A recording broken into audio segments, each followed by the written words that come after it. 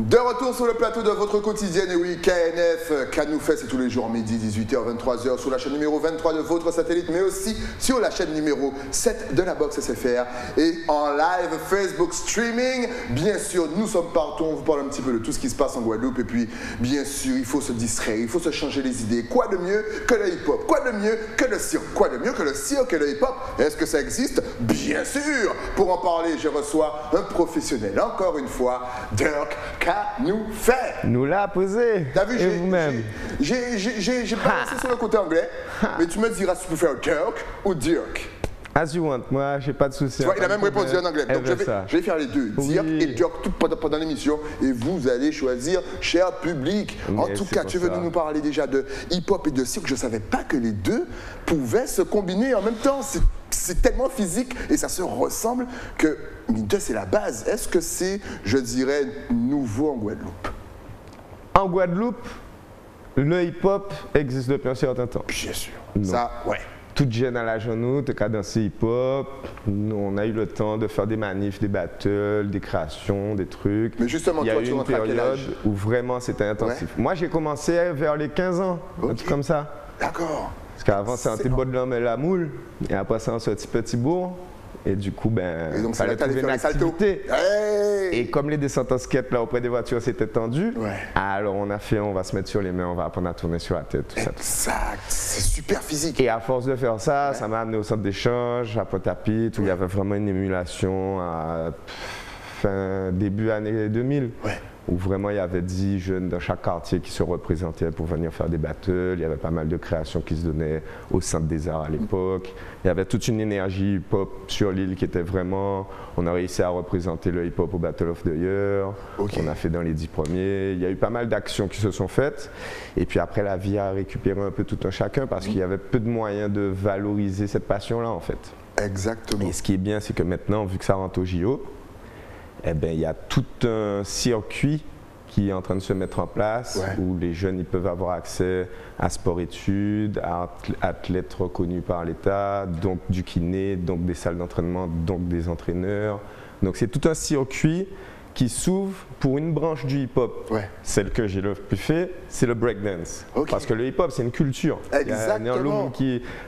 D'ailleurs, est-ce que tu peux nous parler de cette culture? Tant qu'à faire, on est dedans. On va peut-être éduquer celles et ceux qui ne connaissent pas forcément, ce n'est pas de votre faute, mais c'est vrai que le hip-hop, c'est une culture, c'est une façon de vivre. Et limite, Guadeloupé, on s'est ancré parce qu'on a grandi limite avec ça, avec les BET, avec cette culture afro-américaine qui représentait aussi le côté noir. Enfin, je te laisse expliquer. Alors, à l'époque, c'était l'avènement du rock'n'roll. C'était le truc qui représentait. Exact. À part Bob et le reggae, il n'y avait pas d'alternative. Du coup, les jeunes des cités du Bronx, des États-Unis, et petit à petit, NTM est né comme ça, ont cherché à créer un style qui les représente. Donc, ils ont pris les codes du rock and roll et ils les ont mis avec un peu, parce qu'ils ont eu la chance de rencontrer un Jamaïcain qui leur a dit, mais les gars, ils ont qu'à faire plein cas, ils ont qu'à faire plein bitin, mais ils sont pas capables de mettre un petit son à la rue là pour nous danser le week-end. C'est pas normal les frères. Et donc de là, Bambaataa, qui était l'un des grands noms de la street à l'époque, a dit à ces gars, les gars, il faut qu'on s'arrange pour mettre ça en place et qu'on devienne la sécurité de ce truc-là. Et petit à petit, au lieu d'aller faire des guerres de gangs, ce qu'ils avaient l'habitude de faire pour des territoires, pour du business, les gars se sont arrangés à se dire, on va se retrouver et faire des guerres de danse. Et comme ça, ils ont réussi à se développer et à assainir leur code et leur business et leur mode de fonctionnement. Et c'est ça qui a donné le hip-hop industriel que tout le monde connaît, avec tous les clips reconnus, tous les artistes reconnus, qui depuis l'an 2000 a explosé et maintenant qui est devenu l'un des mouvements qui influence le plus les autres mouvements actuels. Et comment toi tu analyses ça? Parce que c'est vrai que le hip-hop est c'est un petit peu un style urbain, donc pour certains ça vient de la rue, c'est limite, c'est agressif. À l'époque c'était décrié, tu pouvais pas passer de son, de clips et compagnie, même la danse, elle était un genre, mise de côté. Et là c'est vrai que cette danse est de plus en plus reconnue et puis atteint un petit peu le grand public. J'ai envie de te dire, c'est comme toute nouveauté, hein. Ça passe par les 3 étapes. Au début, t'es fou, t'es rejeté. Après, les gens ils commencent à se dire, c'est un peu bizarre son truc, mais ça peut être intéressant. Et à la fin, c'est accepté. Ouais. C'est au début on veut pas, t'es fou, et après on se dit bon c'est un peu pas mal, mais bon il faut laisser ça pour quelques petites personnes, et à la fin c'est tout le monde qui doit faire ça. Et maintenant, c'est valable avec toutes ouais. les innovations intéressantes dans tous les domaines. Et du coup vu que le hip-hop c'était une alternative qui permettait à toute une jeunesse, à toute une population d'avoir un peu des héros entre guillemets, ouais. Eh bien, ça leur a permis de mettre en place cette reconversion des codes pour recréer un nouveau style. Excellent. Et c'est de là dont vient la culture hip-hop qui est basée sur justement 4 piliers. Le chant, ouais. avec les MC, okay. Le DJing, passer de la musique et être capable de compiler des sons entre eux pour que ça refasse un son. Ensuite, il y avait les graffeurs, ouais. Ceux qui dessinent, et les danseurs. Exact. Et dans chaque catégorie, il y a plein de sous-catégories. Exact. Et tout ça est en train maintenant de passer un peu à l'oubli ou à la trappe, parce que cette culture qui était une contre-culture capitaliste, ouais. Qui était vraiment Zulu, International Zulu Nation, il n'y a pas de frontières, il n'y a pas de race, il n'y a pas de milieux sociaux, ouais. Il n'y a pas de barrière de compétences ou de connaissances. On se rencontre sur un floor pour danser, que tu sois grand, jeune, moyen, que tu viennes de X ou Y1, on va apprendre les choses qu'on a à apprendre pour qu'on avance. Et quand on sera mort, on va discuter un peu de toi ton mode de vie, à moi mon mode de vie, tiens, et on va créer des passerelles. Et du coup, ça va nous permettre, un peu comme maintenant, on commence à avoir des VPN pour pouvoir avoir accès à un peu tout ce qu'il y a sur le réseau. Exact. Eh bien, ça nous permet d'avoir ces VPN-là entre nous directement, socialement, en se passant les informations. Comment est-ce que toi, tu vois l'univers maintenant hip-hop, je dirais, au niveau de la danse? Voilà. Aujourd'hui en Guadeloupe, parce qu'on en parlait hors antenne avant, surtout dans les années 90, il y avait des battles, on allait en soirée, en boîte, il y avait des cercles qui se formaient obligatoirement. Et tout le monde allait dans le cercle pour faire un pas. Après, bon, voilà, à cause de justement certains styles musicaux qui ont pris le pas, à cause justement du manque de budget, de financement pour justement construire quelque chose de sérieux, ça a un petit peu baissé. Aujourd'hui, en 2022, est-ce que ça revient? Alors, on a parlé de 2 trucs et j'aimerais bien que ça soit clair pour les auditeurs, pour tout un chacun. La culture hip-hop, comme toute culture, ne peut pas mourir et va toujours exister en tant que telle. Mais c'est une culture née de l'underground. C'est une culture née, pas pour la reconnaissance de masse, mais pour moi, mon être, avoir un peu d'estime de moi parce que je sais que je suis compétent dans tel domaine. Ça ne pourra pas bouger et c'est toujours en expansion. Exact. Après, ce qui a bougé, c'est le rapport social que ça nous donnait. Avant, on était vraiment... Ouais, c'est qui le gars du hip-hop là Et alors que maintenant, on est plus rentré dans la norme. D'accord. T'es un gars du hip-hop, ouais, normal. Tout le monde connaît maintenant le hip-hop. C'est plus une contre-culture. D'accord. Parce que le capitalisme a réussi à nous faire intégrer dans notre contre-culture leurs codes mercantiles, publicitaires, etc. Tout à fait. Ce qui a fait que certaines loges du hip-hop, certaines disciplines, eh ben, ils sont un peu mis à côté, où on entend moins parler. Exact. Et il y en a d'autres qui sont surpromotionnés. Mais ça, c'est pas lié à la culture. C'est lié à comment on a réussi, passionnés qui valorisaient notre discipline, à créer des moyens pour continuer à en vivre et à en croire et à fournir des efforts et pouvoir développer des choses. Donc en 2022, est-ce qu'au niveau de la danse, comprend, parce que là pour l'instant on parle de danse, est-ce que tu penses que ça peut réexploser, réintéresser les jeunes, revenir un petit peu plus au devant de la scène? Alors moi je prends mon cas personnel. Moi ça fait là maintenant 8 ans qu'on a notre structure et que depuis 8 ans on donne des cours de cirque en général et de danse, parce que dans le cirque il y a de la danse et chaque école de cirque choisit son style de danse. Donc forcément, j'ai choisi le style que je maîtrise. Moi là, c'est la première année où j'en ai 7 réguliers, motivés, déterminés. Toutes les autres années, j'en ai 3, 2, 4. Donc il y a ce fait-là qu'avec nos autres profs qui sont encore survivants, on remarque qu'on a un peu plus d'élèves. Et c'est dû au fait, comme je te dis, que depuis qu'on est au courant que le breakdance va au JO, ben, ça met super en avant le breakdance, mais du coup, ça nous permet aussi de « Ah, mais tu sais qu'il y avait du popping dans le breakdance, tu sais qu'il y avait du locking. » Donc, tu introduis petit à petit.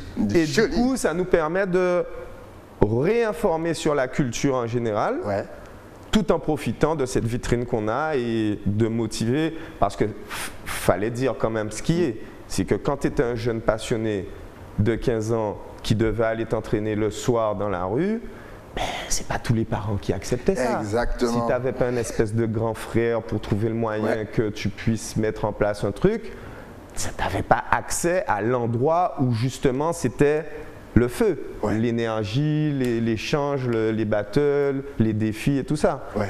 Et du coup, ben, forcément, ce qui est bien avec cette récupération, c'est que maintenant au moins, on a un peu plus d'accès pour tout un chacun. Il y a des lieux d'entraînement, des cours, des trucs. Et ça a sorti un peu ce problème d'underground qu'il fallait un peu dépasser. Il y en a qui disent que c'est bien, il y en a qui disent que c'est moins bien. Moi, je pense que c'est pas mal. C'est pas mal, j'aime bien, il coupe la parole en deux. Et justement, est-ce que tu as pu voyager grâce au hip-hop? Carrément. Hey, parle-nous un petit peu de ton expérience. Carrément. Je remercie Yves Milhomme et Real Squad là. Grâce à eux, j'ai réussi à aller en Allemagne voir le Battle of the Year, ce qui a été une grande expérience pour moi. Après, de moi-même, la passion m'a amené en Martinique. Après ça, on a été à New York là dernièrement voir comment ça marche. On bouge en France dans des festivals. Il y a des groupes. Et c'est ça qui est bien dans le hip-hop, c'est que autant il y a des événements, comme je vous disais, qui sont récupérés par le capitalisme et qui sont des grosses scènes internationales où il y a plein de choses, autant il y a encore des crews, des familles de danseurs qui constituent et créent leurs manifestations avec leurs propres moyens. Et tu retrouves un peu cet esprit d'époque un peu puriste où c'est l'échange entre tout le monde, où il n'y a pas de frontière entre la star et le gars qui vient d'arriver. Et du coup, il y en a pour tous les goûts. C'est ça qui est bien, c'est que maintenant, à l'heure actuelle, il y a un tour, si tu es intéressé par ça, où forcément, il y a plus de moyens. Tu vas pouvoir plus facilement t'en sortir. Il y a plus de modes de fonctionnement. Tu peux devenir prof, tu peux devenir battle, tu peux devenir création. Tu peux aller dans différents corps de métier maintenant, toujours liés à ton breakdance, ta discipline de base. Et il paraît que les Français étaient quand même assez doués. Quand je parle des Français, c'est tout le monde. Hein. C'est les gens qui viennent de la Caraïbe, c'est les Africains, c'est les rebeux, c'est un petit peu toute cette communauté. Apparemment, on était pas mal. Ben, c'est la base du hip-hop, tu vois. C'est que moi, j'ai appris ça comme ça. Cypher, énergie, respect, limite, c'était notre église, quoi. Le cypher est vide.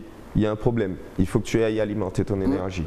Quand tu rentres alimenter ton énergie, ce qui compte, c'est pas ce que tu fais, c'est comment tu le fais. Si tu le fais à fond et que tu l'assumes, quoi que tu fasses va être validé. Et du coup, ça te permet de travailler à une estime de soi que maintenant on est en train de déporter cette estime de soi dans notre estime de soi. Ouais, t'as vu? Et du coup... Hey, c'est qu'il a regardé la première partie de l'émission, c'est pour ces nouvelles technologies. Fais attention, et c'est pour ça qu'on milite sur certaines disciplines comme ça, qui permettent le dépassement de soi, sans forcément le ranking, sans forcément le 1, 2, 3, 4, 5. Parce que c'est ça le grand malheur, c'est que les rares endroits où il y a dépassement de soi, où il y a émulation pour essayer de... allez, je vais apprendre, je vais push-up mes limites. Eh bien, souvent, au final, tu as un rang qui te tombe dans la tête et il faut que tu l'acceptes et que tu apprennes à le vivre et le gérer. Et il y a quelques personnes sur cette terre qui, qu'ils soient en haut du rang, qu'ils soient en bas du rang, ils ont un peu du mal à le vivre, tu vois. Ne serait-ce que d'être dans ce rang. Et du coup, moi qui en fais partie, ça m'a permis, ces disciplines-là, le cirque et le hip-hop, de m'émanciper de ce problème-là, de savoir que je suis en quête de m'améliorer et de me dépasser dans mes capacités, qui n'a aucune comparaison possible avec si demain tu commences et que tu fais tes capacités, ou avec celui que ça fait 30 ans qu'il a fait, ou avec le même qui a commencé en même temps que moi, au même moment que moi. Il n'y a pas de comparaison possible, puisque ce n'est pas un sport, c'est de l'art. L'art, c'est libre expression. Et c'est pour chacun, t'as qu'à voir, il y a des gens qui ont misé des milliers d'euros là sur des images JPEG. Parce que pour eux, ça leur fait un truc. Mais alors comment tu as découvert déjà l'univers du cirque et comment as-tu eu l'idée de combiner les deux? Alors, parce que déjà, là, on va attaquer voilà, l'autre partie moi, et justement l'univers du cirque, je l'ai découvert par hasard d'un échange hip-hop cirque. Ok. C'était où ça? C'était à Paris? C'était ici? C'était à Paris à la base. C'était en lien avec le PPCMM et une association locale. Ouais. J'avais un pote qui était parti la fois d'avant, qui m'a dit c'est bon plan, vas-y, tu vas être avec une dizaine de gars de l'Europe et c'est échanger vos capacités. Ok. Et c'était trop cool, du coup on s'est retrouvé une dizaine de gars, on a échangé, partagé. Et par la suite, on s'est dit, ben, moi j'ai halluciné parce que ça m'a permis de voir un peu partout en Europe et partout en France, que même dans les bleds les plus paumés, entre guillemets, il y a des écoles de cirque, full équipées. Tapis, il y a tout le matos pour tout faire. Tu veux faire de la jonglerie, tu veux faire des portées, tu veux faire des aériens, tu veux faire de l'équilibre sur objet, il y a tout. Là par exemple, vous voyez des équilibres sur objet, il y avait les monocycles, là c'est la roue cirque, une petite prestation. Là, on prend combien de temps justement pour apprendre à faire ça? J'ai l'impression qu'il faut une condition physique, il faut un gainage de fou. Moi, j'ai l'impression que si je vais prendre au moins 1 an pour apprendre tout ça. C'est fou. Ah, c'est bien que tu me dises ça. Mais attends, mais c'est compliqué. Là, on vient au cœur du sujet. Bien sûr, mais attends, mais je vous suis. Je ne savais pas que c'était vous. Je dis la vérité. Je reçois un mail, je connais, et quand je reçois les photos, je dis, mais je les connais. J'essaie de faire ça chez moi, j'y arrive pas. Alors, il faut savoir 2 choses. Ouais. Comme j'ai dit, il n'y a pas de comparaison possible. Okay. Donc, il y a des gens, ils arrivent, en 5 minutes, ils ont compris le truc, ils y arrivent. Ok. Il y en a d'autres, ils vont y mettre 1 an. Mais est-ce que les gens qui arrivent, qui comprennent le truc, avaient une bonne condition physique? Premier truc. Ouais. Deuxième chose. Ouais. La condition physique vient en pratiquant. Ouais. Il y a plein de gens qui me disent lorsqu'ils me voient sauter sur un bras, ah, mais un PJP fait ça, ah, ça, c'est parce que vous, ou c'est un genre de surhumain. Mais les gars, moi j'hallucine quand on me dit ça. Moi je ne suis pas surhumain, les gars. C'est juste que moi, quand j'ai vu un gars qui a fait l'automasse, comme tu me disais avant au début. Exactement, le seul truc que j'ai jamais réussi à arriver. Ça a fait tilt dans ma tête, j'ai dit ça, je vais faire ça. Et je me suis donné les moyens de le faire. C'est comme quand on dit tilt, moi je veux la grosse voiture. Combien de gens là ont des grosses voitures? Donc ça marche. Tilt, je veux un bateau, il y en a plein. Tilt, je veux un appart, il y en a plein. Dites pas tilt, c'est seulement, il faut dire tilt et se donner les moyens aussi. Mais c'est toujours lié à ça. Quand je dis tilt, c'est tu veux, donc tu te donnes les moyens, donc finalement ça tombe. Eh bien, c'est pareil avec ton physique. Le problème, c'est qu'on est dans un état d'esprit maintenant où on voit résultat final. Exact. Et on veut appuyer sur un bouton et avoir résultat final. Tout de suite. Ça ne marchera jamais. Tout de suite. Et même ceux qui sont comme moi à des résultats finaux pour le commun, eh bien, on n'a pas fini les copains. Nous, on est encore en train de chercher l'étape d'après. Parce que ce qui est intéressant avec le recul, maintenant que ça fait plus de 10 ans que je pratique tous ces trucs-là, c'est pas d'avoir tel ou tel move. C'est d'être en chemin pour l'avoir. Quand tu es en train de travailler ton corps à avoir une nouvelle compétence, et ça marche aussi bien pour les compétences mentales, psychologiques que pour les compétences physiques. Quand tu es en train de faire ce processus-là, au moment où tu y arrives, tout le monde a connu ça, on a tous connu ça, il se passe quelque chose en nous qui est inexplicable. C'est de l'ordre de la transformation. Ah, c'est comme Sangoku quand il se transforme en super guerrier. T'es en mode tu kiffes de ouf. J'ai fait ça. C'est ça qui est intéressant. Combien d'activités avez-vous dans votre compagnie? On rappelle qu'on parle de l'Assailly et compagnie. On va vous donner toutes les adresses tout à l'heure. Mais depuis tout à l'heure, je regarde le double écran. Pendant que tu nous parles, je suis un petit peu comme les téléspectateurs.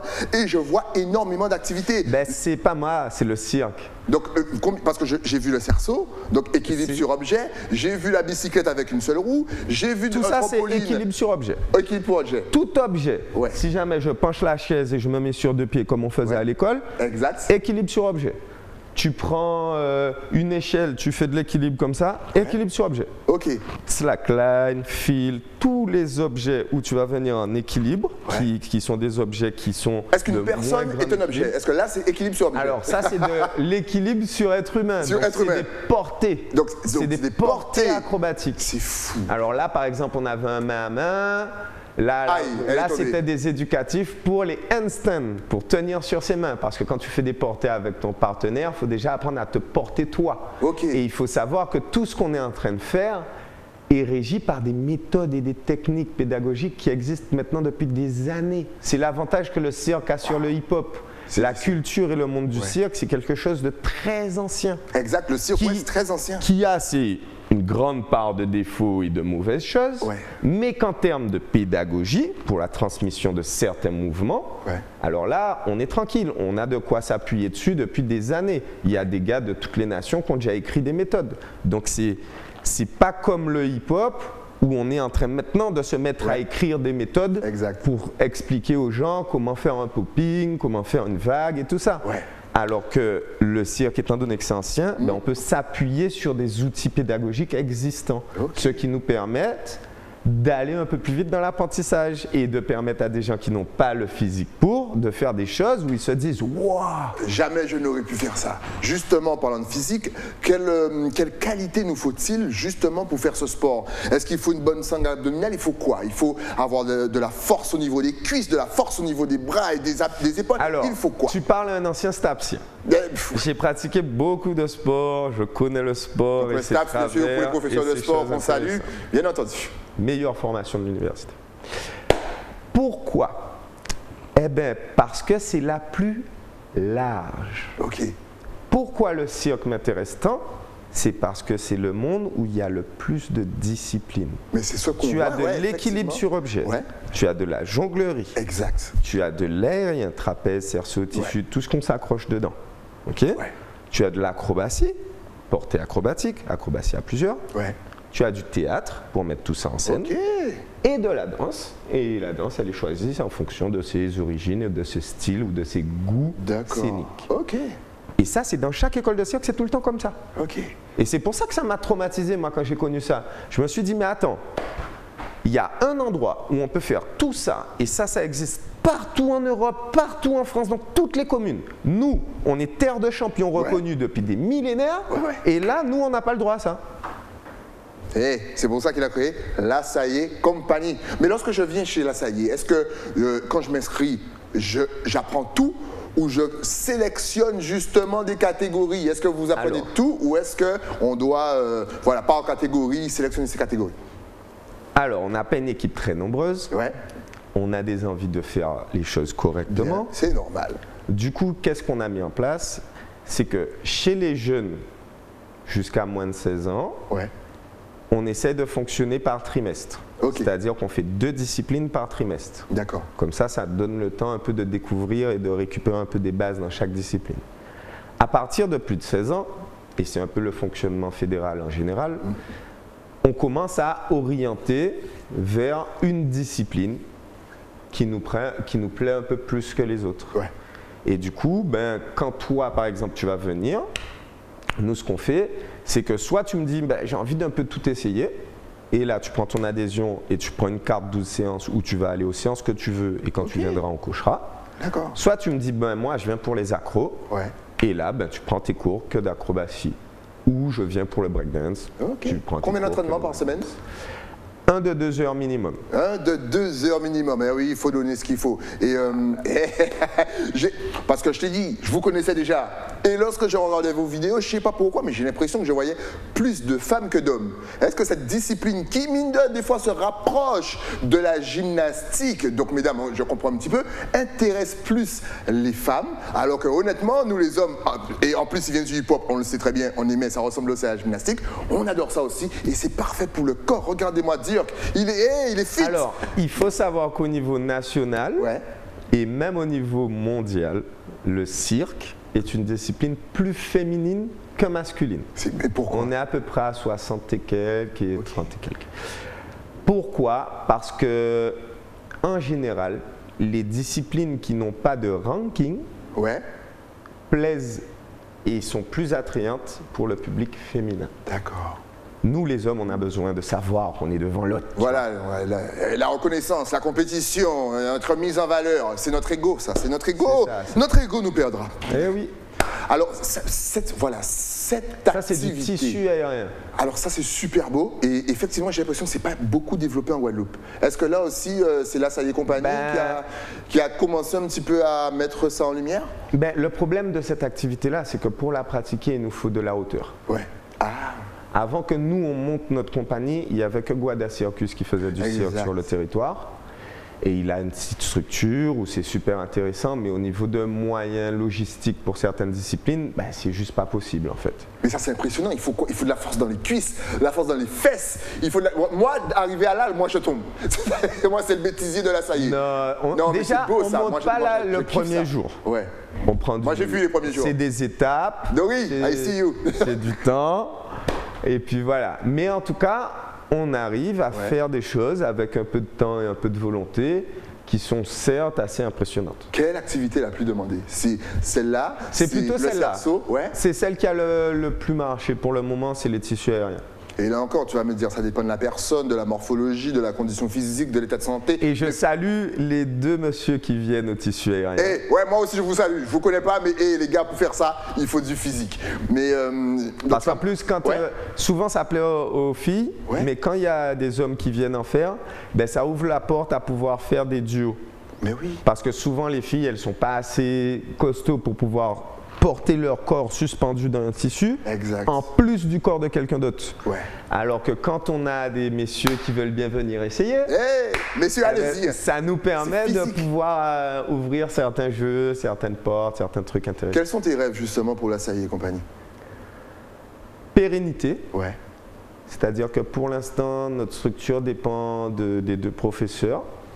Et j'aimerais bien avoir de jeunes motivés guadeloupéens, parce qu'il faut savoir qu'on a formé déjà du monde. Ok. Et que c'est dur de garder des gens, parce que les gens, ils sont dans un mode où ils préfèrent ne pas avoir de responsabilité. Ils préfèrent pouvoir voyager, pouvoir faire ci, pouvoir faire ça. Bon, aujourd'hui, vous ne pouvez pas trop voyager, donc allez vous entraîner. Le problème, c'est que quand on est dans cet état d'esprit-là, on ne peut pas vraiment développer quelque chose. Ouais. Et nous, notre but, c'était de vraiment développer une école de cirque comme ça existe déjà depuis des années partout en France. Et de faire des shows. Et du coup, de pouvoir par la suite sortir des spectacles avec les artistes de la compagnie. Bien sûr. Mais aussi les jeunes artistes en cours de formation. Parce qu'il faut savoir qu'à force d'avoir des jeunes en cours, on commence à avoir certains qui commencent à avoir un niveau où ça commence à être intéressant. Ok.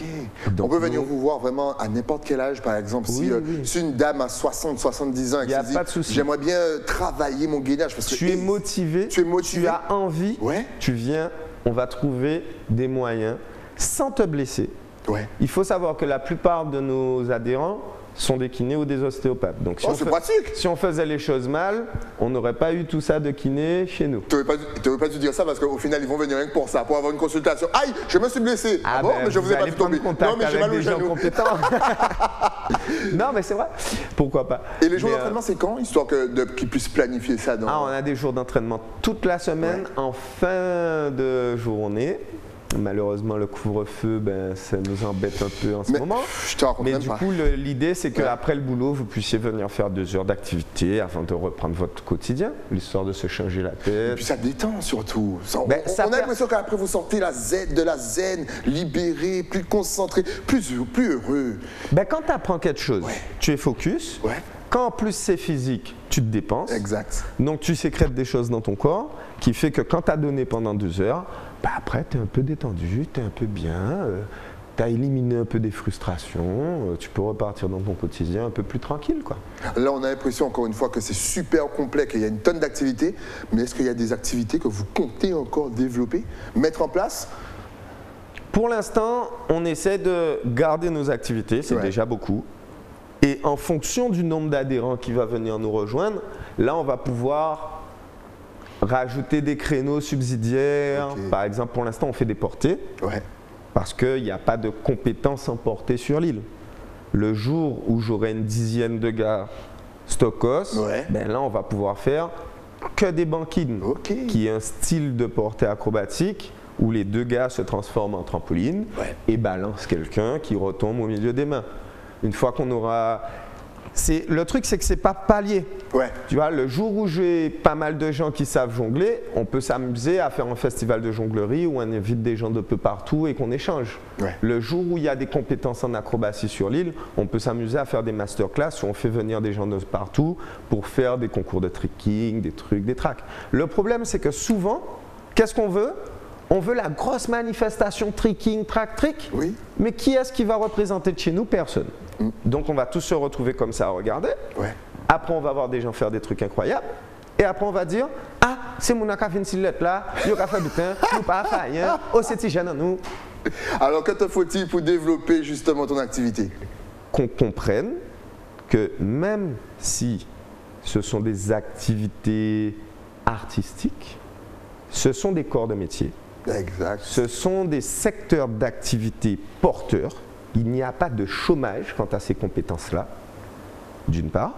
Et d'autre part, que comme dans tout domaine, si tu n'accordes pas un peu de temps et d'énergie, ben tes résultats ne vont pas pouvoir être très intéressants.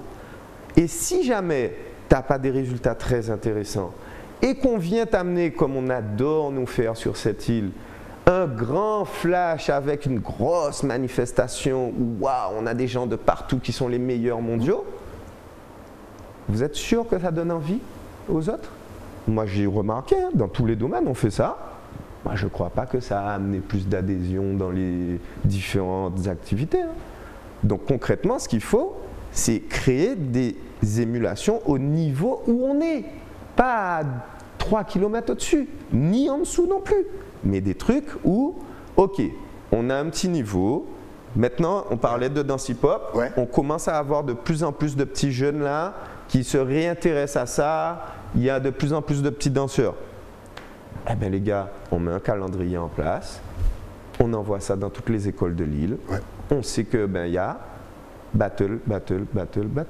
Exact. Mais rien que pour mettre ça en place, ça fait 3 ans qu'on essaye de mettre ça en place avec les autres profs de l'île. Pourquoi? Parce qu'on a l'habitude de faire tout seul dans notre coin et que c'est super compliqué de se coordonner. Exact. Du coup, ben, c'est toutes les disciplines en pâtissent. Moi, souvent, il y a un truc que je dis, c'est pas pour juger, c'est pas pour rien, mais c'est pour essayer d'ouvrir et d'éveiller. Je remarque que sur notre île, les gens, dès qu'ils ont un niveau moyen de compétence, quel que soit le domaine, et le pire, c'est que si tu fais pas ça, t'es un fou. Tout le monde te dit, mais attends, mais mon gars, je comprends pas. T'es déjà là. Déjà, qu'est-ce que tu fais encore là? Tu devrais être là-bas. Déjà, numéro 1. Numéro 2, ah, mais mon gars, mais non, tu t'épuises pour rien, ça sert à rien. De toute façon, tu peux pas tout faire tout seul. La Guadeloupe, les gens. Et il dit tellement. Et je suis obligé de vous dire ça parce que sincèrement, c'est le boulet de notre structure, de notre mouvement, de notre association, de notre. Le hip-hop et le cirque, c'est le boulet. Tout le monde pense dans sa tête que ah mais non je peux pas, ah mais c'est pour les autres, ah mais au final du compte, si tu as envie, tu peux. La phrase elle est toute simple et toute efficace. Si tu as envie, tu peux. Et on est tellement fort, surtout au niveau physique, rythmique. Les jeunes Guadeloupéens en termes de hip-hop, de danse, de tout, il y a quelque chose en plus. Donc en tout cas, si vous voulez vous inscrire ou apporter votre pierre à l'édifice, là ça y est, Dir est là avec vous. D'ailleurs, je pense que c'est l'heure de donner tes adresses sur les réseaux sociaux. Si on veut te contacter, si on veut venir tester, si on veut venir s'entraîner, est-ce que tu as Facebook, Instagram, TikTok, WhatsApp? De toute façon, regarde. On a tout ça, on a juste tout ça. là, ça va s'afficher. On a tout. Boudoum. N'hésitez pas. On Là, est très ça y est, actifs sur compagnie, Instagram, exact. un peu moins sur le Facebook, mais présent quand même. Sur le site, vous allez trouver toutes nos informations, tout ce qu'on fait comme manifestation. Parce que comme je vous l'ai dit, on a 2 volets. On a un volet école et un volet compagnie. Donc on fait aussi des petites manifestations, des réponses de prestations pour des privés, pour des publics. Là, on est en pleine création sur un spectacle, justement, un long format. Ouais. On aimerait présenter à 2 artistes sur scène avec 4 compétences représentées. Ouais. Enfin, 4 disciplines. Et du coup, ça va parler justement de cette espèce de roue de la vie qui est cette espèce de malheur ou bonheur de l'artiste qui est de ne présenter que ce qu'il n'a pas. Au final, on ne présente jamais ce qu'on aimerait, on présente toujours ce qu'on a pu. Et du coup, ça crée toujours une petite frustration et on va essayer de parler de ça avec nos mouvements, avec notre corps et on va voir qu'est-ce que ça va donner. C'est excellent. En tout cas, merci d'être passé sur le plateau pour nous présenter tes activités parce que moi, je considère que alors, c'est nos activités. Vos activités. Je représente toute l'équipe. Merci à toute l'équipe. Ah, mais voilà, j'allais te dire justement si tu voulais remercier, mais vas-y. Itzia, Lilian, Boubou, Benji, toute l'équipe solide même. Et si tu avais un message aussi à faire passer à la Caraïbe et aux jeunes Guadeloupéens qui ont peur de venir s'inscrire. Caraïbe Unite, les gars, on travaille pour ça. Tifumi, Kerive Laikai.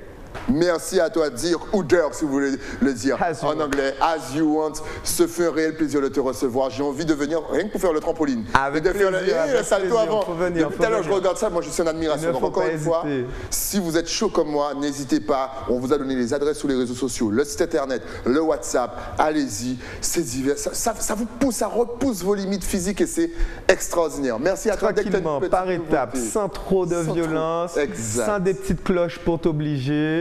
À ton rythme, avec le sourire, et regardez ça, on transpire.